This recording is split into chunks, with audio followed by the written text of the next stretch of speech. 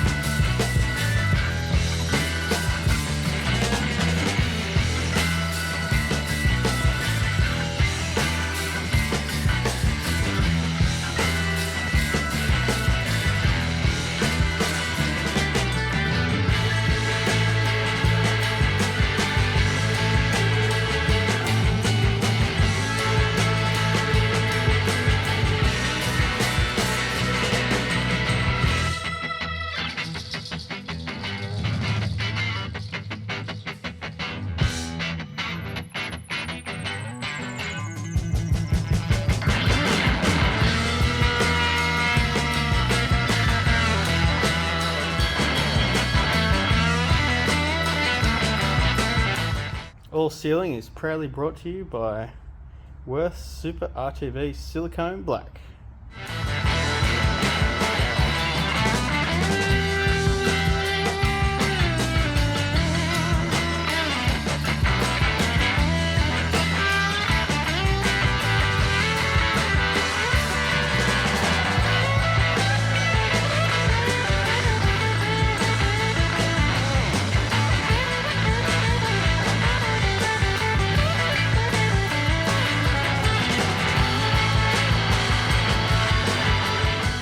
Guys, it's not really how you install rockers. You're meant to wind the motor over and install each rocker on the back of the cam, not while it's halfway through lifting. But I've always done it like this, and a pretty lazy way to do it, but I've never had any dramas from it. So I'm torque tighten all these to 26 foot-pounds.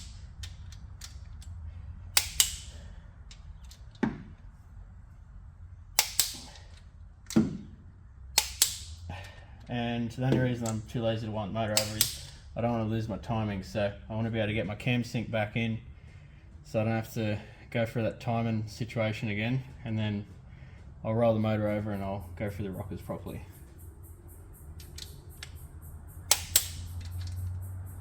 But since the head's had 10 thou shaved off it and the head gasket is actually 10 thou thicker, technically the valve lash should be pretty close to being bang on. It should be interesting to see if it is. And we're about to find out.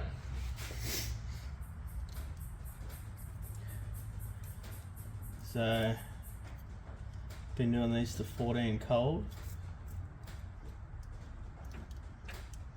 Oh, you puffed up. Must be a little bit tighter Oh no, that went in.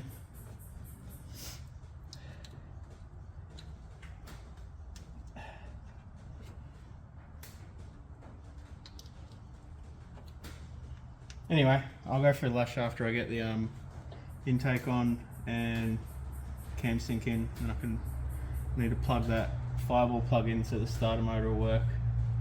And then I'll buzz through the rockers and make sure they're right. Brad will probably never let me work on the motor again now after seeing that. But what I'm going to do now is, these are the correct intake gaskets. The ones I bought last time are wrong, so I'm going to just wipe down this with some wax and grease remover, and I'm going to seal these in place, and with the Werf goo, mainly around the water ports, just to hold it in place, because every time I drop the intake manifold on, it always moves these around and ends up blocking the intake ports and stuff. So I'm going to seal these on, let them dry for like, I don't know, 10 minutes, and then I'll come back and goop the front and the back and then drop the intake on.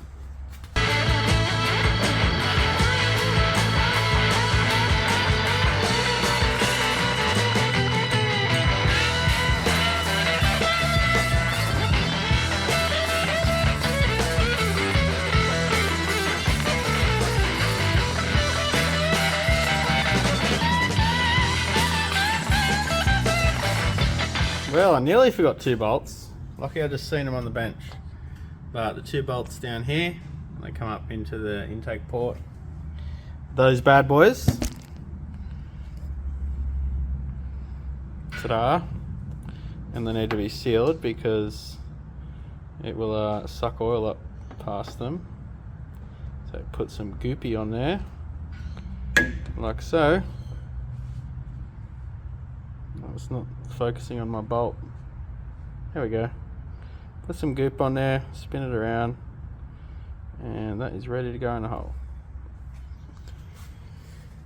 Up we go.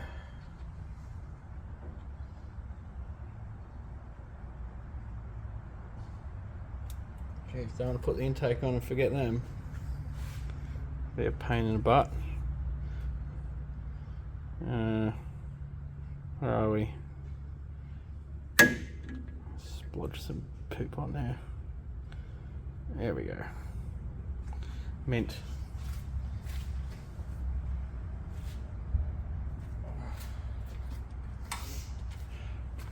Even had to modify my Allen key to get in there to do these suckers up.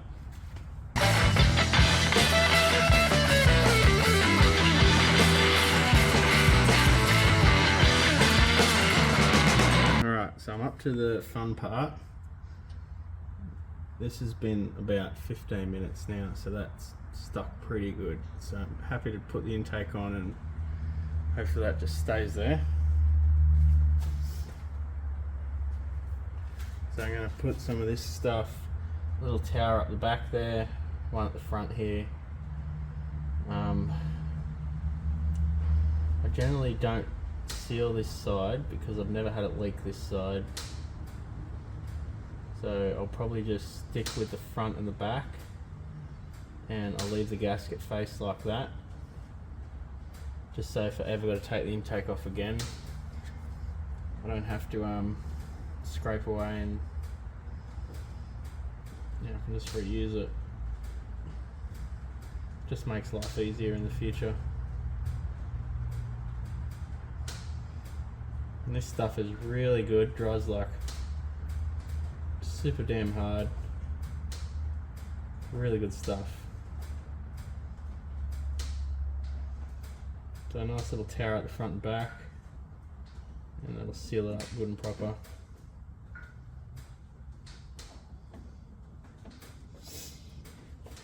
Get in the corners because we do not want leaks. Leaks bad.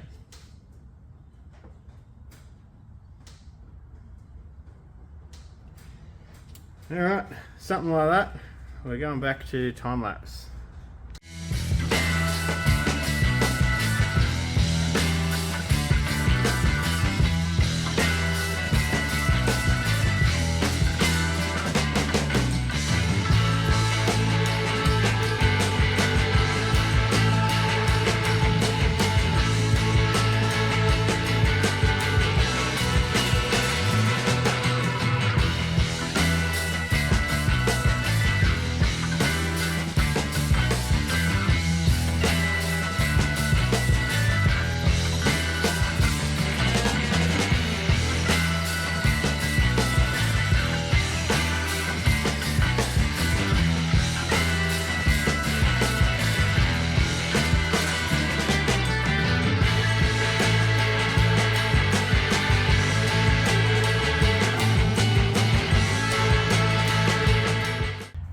intake is all bolted up now, all plumbed up. I damaged, the O-rings are stuffed on 4 of the injectors, so I've got to get some O-rings tomorrow to replace those. On that side, so I'm going to replace those tomorrow. So otherwise I could have started this today. Not far from being done. So just doing the lash at the moment. Got to put the headers on, get that fuel rail, put water in it. Nearly on the home run. So I'm just going to set this bad boy up here and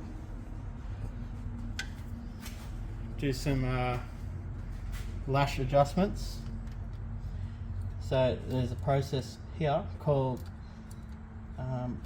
exhaust open, intake close method. So how it sort of works is you're kind of trying to get. Alright, I'm not going to go into complicate the details because I don't friggin' know, but anyway. So when the exhaust is opening, just a little bit, like there, starting to open, you do the lash on the intake. Nice and tight. Perfect. So I've actually done these other intake ones here. So I'm going to wind it over until this one starts to go down. See how it's starting to go down. The lash is out a little bit on this side because of the head gasket. Not much though. Oh, actually goes in.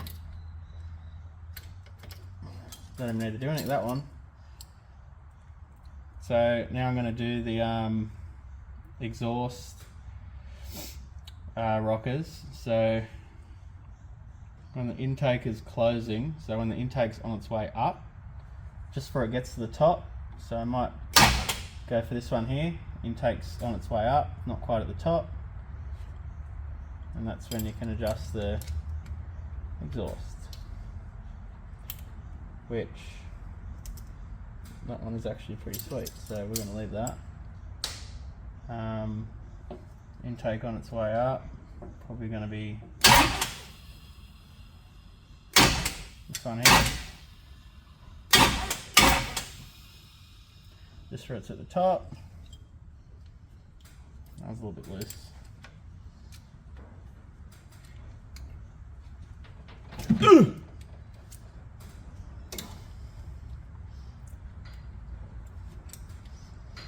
Not meant to do these up too tight because these fragile jizzle rockers will probably fall apart on me, so which way am I going? Other way. No, other way. Oh, damn it. Turn it the wrong way. Too loose.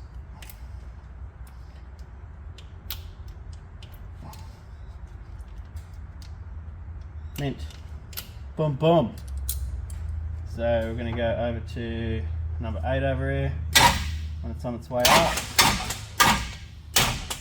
On its way up. Do this bad boy down the end here. Doesn't even need doing. Number 4 here. On its way up. Pretty sure I was up before. I'll just do 6 in case I forgot.